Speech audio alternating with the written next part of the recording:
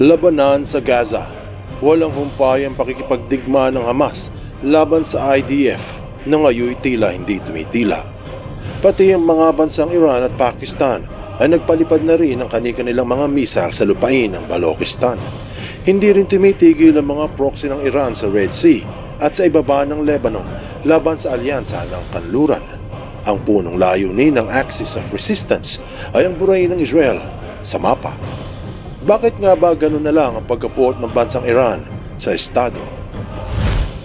Siguradong magugulat ka sa malalaman mo na may propesiya sa Islam na kailangan mawasak ang Israel bago dumating ang Mahdi ng mga Muslim. Mayroong mga naniniwala at marami din namang naghihinala. Ang tanong, totoo ba?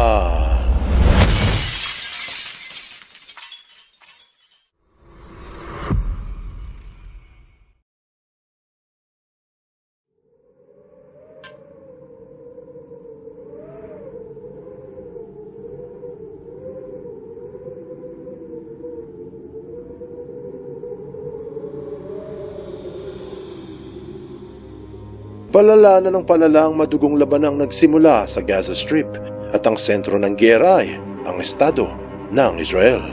Sa tulong ng mga proxy na Hamas, Hezbollah at Houthi, mukhang makakamit ang balak na wasakin ang buong estado. Kaila sa marami na mayroong dahilan kung bakit nais ng Iran na mabura sa mapa ang Israel. At ito ay nakasaad sa hadith, mga kasulatan hinggil sa buhay at salita ng propetang Muhammad, peace be upon him. Ayon sa Islam Online na mahalaga ang hadith sa relihiyong Islam, hindi maaaring maunawaan ng lubusan ng Quran kung hindi titingin sa hadith. At may pahayag sa kasulatan na hindi alam ng marami hinggil sa mga huling araw ng sanlibutan, huling araw na may kinalaman sa pagkawasak ng Israel. Ayon sa paniniwala ng Islam, sa paglapit ng paghuhukom bago ang kawakasan, magpapakilala ang isang Muslim na tatawaging Mahdi. Ipinaliwanag ito ni Dr. Yasir Qadhi, isang theologian at Muslim scholar. Heto ang sabi niya, Tirmidhi also has the chapter about the Mahdi, and in the chapter title is the word Mahdi. Some of the great scholars of hadith, they mentioned belief in the Mahdi as being one of the signs of Judgment Day, and therefore it is correct to say that the vast majority of scholars of our tradition, they affirm the concept of this righteous person coming towards the end of times, and they believed in this concept. Ayon sa theologian, may matibay na batayan ng mga Sunni Muslims hinggil sa pagdating ng Mahdi na magpapakilala sa mga huling araw. Kaya ang paniniwala ay tanggap ng halos lahat ng Muslim. Halos lahat. Bukod sa pagbanggit sa panahon kung kailan ito magbabalik, ipinaliwanag din ng ilang katangian ng Mahdi base sa hadith. Heto ang sabi. Well, more, but at least three. Number one, the name of the Mahdi will be what? Muhammad. Number two, Ibn who? Ibn Abdullah. Number three, what will he do? Fill the world with justice as it had been filled with injustice. Now we can also add one more point here. Number four, when will this happen? Towards the end of times. Because the hadith begins with what? If there's only one day left, Allah will make it longer. Which means... Ayon sa interpretasyon, may mga nabanggit na katangian ng Mahdi na mapagkakakilanlan sa araw ng kanyang pagbabalik. Katulad ng pangalan nito na Muhammad at pangalan ng ibang kapamilya. Yung iba sinabi ang itsura nito.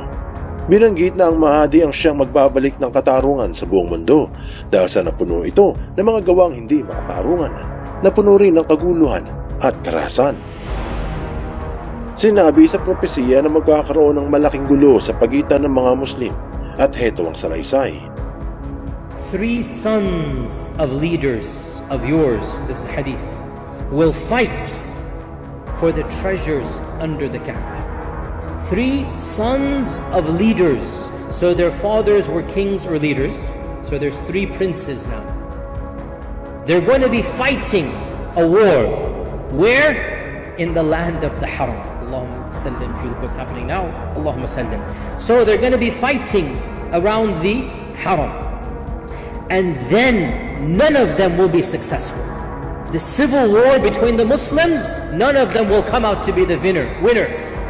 Then Allah will send armies with black banners and flags from the lands of Khurasan. Ayon dito, isang napakalaking gulo ang magaganap sa pagitan ng mga anak ng tatlong pinuno, isang civil war sa teritoryo ng Haram, batay sa What is Quran, na ang Haram ay tumutukoy sa Haram land of Mecca, pero walang magwawagi sa kanila, kaya magpapadala ang Diyos ng mga sundalong may bandilang kulay itim, at ito ang susupil sa mga pangkat. Pagkatapos ng malaking labanan sa Land of Haram, may mas malaking digmaan na magaganap. Pero sa pagkakataong ito, magwawagi ang mga Muslim ayon sa propesiya. Heto ang salaysay. We learned that the Mahdi shall rule for 7 years.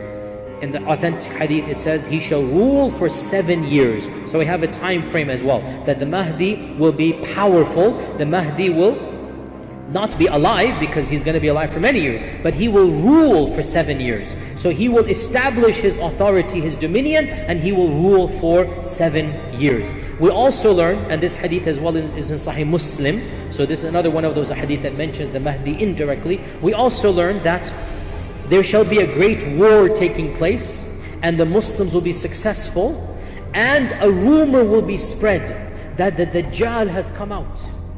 Sinabi na ang darating na Mahdi ay mamumuno ng 7 taon. Itataguyod niya ang kanyang nasasakupan. Tapos, isang digmaan ang magaganap laban sa Dajjal. Ayon sa Inter-Islam, ang Dajjal ay isang makapangyarihang nilalang, ang kinikilalang Dark Messiah o isang bulang tagapagligtas. An airbase attacked early this morning, hours after one of the worst chemical attacks in history left dozens of innocent people dead. Ilang mga pangyayari ang nasa propesiya, kaganapang masigasig na hinihintay, mga senyales na malapit na ang wakas, ang tinaguriang minor signs of the major signs. Pero may isang punto na siguradong hindi alam ng karamihan. Ito ang sabi ng scholar. Al-Hasan radiyallahu anh. This is in contrast to the non-Sunni group. You know, there are 2 big groups in the Muslim world, and I try my best to not mention names so as not to invoke or provoke any animosity. We don't teach, I will never teach hatred of other Muslim groups. That is not my philosophy, but we should educate. And we respectfully disagree with the non-Sunni group. And the non-Sunni group, it says that the Mahdi is from the children of Hussein. And they have their 12th Imam that they're waiting for, and they call him the Mahdi. Ayon kay Yasir, hindi lahat ng Muslim ay ganito ang pagkakaunawa. Hindi na nito binanggit pa kung sino yung mga may naiiba na paniniwala upang hindi magkaroon ng pagtatalunan pa. Pero sinabi na hindi ito mga Muslim na Sunni.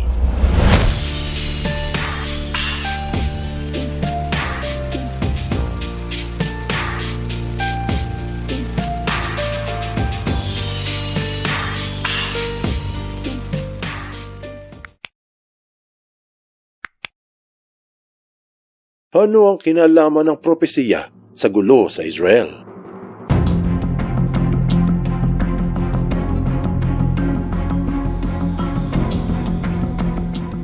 Ilang propesiya hinggil sa mga gulo ang mangyayari muna bago dumating ang kinasasabikang Imam Mahdi.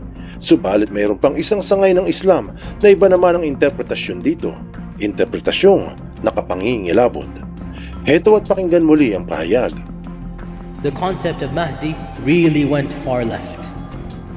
Within non-Sunni Islam, this concept became something totally different from within Sunni Islam. And of course, the most obvious group is that of the 12er group of non-Sunnism. Let's leave it at that, the Imamiyya. And they, if you know their history, when the 11th Imam died young without having been married, so there is no progeny, there is no heir to the 11th Imam, they invented a mysterious, non-existent 12th Imam, and they said this 12th Imam is the Imam al-Ghaib, the hidden Imam, and he is the Mahdi. And they took the concept from Sunnism and they tacked it on to their unknown, non-existent 12th Imam, and they said he is the Mahdi, and they then made an entire cult. Ayon sa guro, may isang grupo ng mga Muslim na hindi Sunni at tinatawag na grupo ng mga Twelver.